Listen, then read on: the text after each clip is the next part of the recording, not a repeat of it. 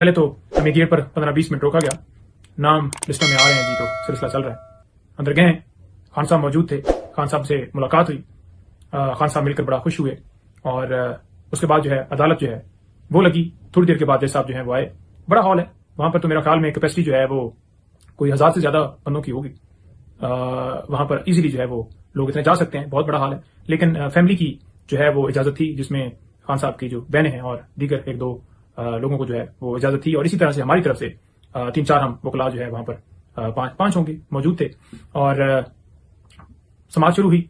समाअत के अंदर प्रोसिक्यूटर साहब ने रिमांड की इस्तदा की और हमने उसको अपोज किया, क्योंकि इससे पहले इमरान खान साहब को बार बार कह रहा हूं, यहां पर नैब में नोटिस भेजे गए और बार बार आकर खान साहब पेश होते रहे और 4-4, 5-5 घंटे।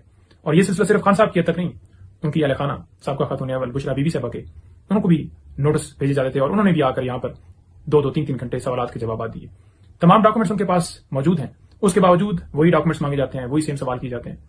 इससे पहले 9 मई को जब इमरान खान साहब को इस्लामाबाद हाईकोर्ट से अगवा किया गया था, उस दिन भी खान साहब से जो है जब उन्होंने रिमांड लिया था तो तमाम सवाल पूछे थे। अब उसके बाद दोबारा खान साहब को, आपको पता है कि दीगर मौकों पर बुलाया गया और हम उनके साथ होते और उनसे सवाल पूछे और उन्होंने जवाब दिए। और इससे पहले ये जो समाअत थी, इससे पहले खान साहब की तफ्तीश के हवाले से अदालत ने इजाजत दी थी और नैब जो टीम है उन्होंने जाकर सवाल किए, 2-2 घंटे सवाल किए। लेकिन समझ से बाहर बात है कि अदालत को जब बताया गया कि इनको जो है फिजिकल रिमांड नहीं देना चाहिए, जुडिशियल करना चाहिए, क्योंकि इससे पहले नैब तमाम सवाल जो है इनसे पूछ चुकी है, तो उसके बावजूद जो है आप देख लें कि वो तफ्तीश की जो है इजाजत दे दी गई और नैब की टीम लगातार जो है जा रही है, उनसे जो है सवाल कर रही है। तो मेरा सिर्फ कहने का मकसद ये है कि जब किसी शख्स से आप कोई सवाल करते हैं, एक सवाल करते हैं, 2 दफा करते हैं, वही सवाल 3 दफा करते हैं, तो क्या उससे सेटिस्फेक्शन नहीं हो रही? जब जवाबात तमाम सवालात के बार-बार दे दिए हैं, तो फिर किस बात की जो है तफ्तीश आपने करनी है? अदालत की मर्जी थी, अदालत ने इजाजत दी। बेसिकली थोड़ा सा ऐड कर देता हूं, डिटेल बाद में बताऊंगा कि ये जो अलकादर ट्रस्ट केस है, इसके अंदर इमरान खान साहब ने 1 रुपए का बेनिफिट ना लिया है, ना कोई एग्रीमेंट के अंदर वो शर्त थी कि वो किसी तरह से या उनकी मिसेज जो है वो किसी तरह से बेनिफिट ले सकेंगी। अजीब अजीब सवाल किए गए उनसे बीबी साहबा से कि आप जो है वो तनख्वाह क्या लेती थी, क्या वहां पर एज ए टीचर थी, इस तरह के सवाल।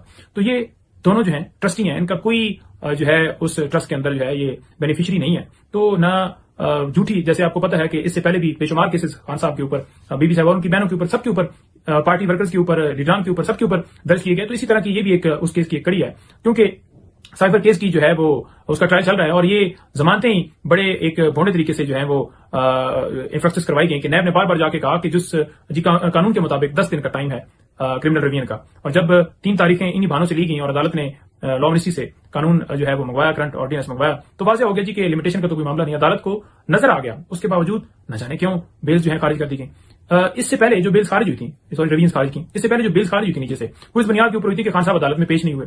हालांकि अदालत ने हुक्म देना था, सिक्योरिटी के इंतजाम सरकार ने करने थे और अदालत में पेश करना था, लेकिन ऐसा नहीं किया गया और इस बुनियाद के ऊपर अदम हाजिरी के ऊपर खारिज की गई। बदनीति सिर्फ ये थी कि जनाब इमरान खान साहब एक केस से रिलीज हो, बेल उनकी तो दूसरे केस में गिरफ्तार कर लिया जाए। और ये हुआ कि ऊपर 1 महीने से भी ज्यादा टाइम लगा उन रिवीजन के ऊपर फैसला होते होते। तो जब उन रिवीजन के ऊपर जो है फैसला होते होते 1 महीने से ज्यादा टाइम लगा और बहाने बनाए गए और बहाने नजर भी आ गए, और सिर्फ वजह ये थी कि वो किसी तरीके से लंबा करें और गिरफ्तारी डालें, और वो नजर भी आ गया। तो फिर ये जो है जो दोनों दरखास्तें थी वो एक्सेप्ट होनी चाहिए थी और उनकी बेल्स बहाल होनी चाहिए थी और अदालत जो है वो नीचे बेल्स के लिए ऑर्डर करती और मेरिट के ऊपर ये डिसाइड होती। तो ऐसा नहीं हुआ।